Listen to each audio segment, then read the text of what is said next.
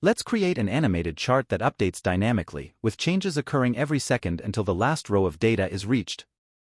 First, insert a bar or line chart using a data set similar to the one displayed on the screen.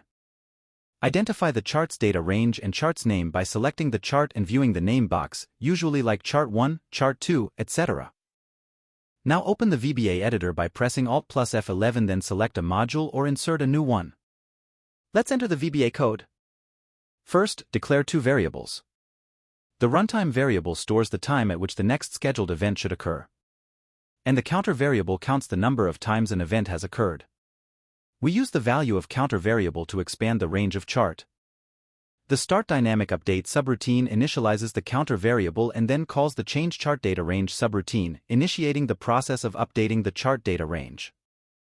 The change chart data range subroutine increments the counter variable by 1 and checks if it exceeds 21. If it does, it exits, stopping further updates. If the counter is within the allowed range, the subroutine sets runtime to 1 second from the current time and schedules the change chart data range subroutine to be called at that specified runtime, creating a loop of scheduled updates with a 1-second interval. Next, retrieve references to the worksheet and the chart object within the change chart data range subroutine. Next, set the new data range for the chart, with the range's row count based on the counter. Finally, update the chart's source data to the new data range, causing the chart to reflect the updated data. The overall behavior of the code is to dynamically update the chart 1 in sheet 1 of the workbook, adjusting its data source every second for a maximum of 21 updates. To test our code, select the Start Dynamic Update subroutine and click the Run icon or press F5.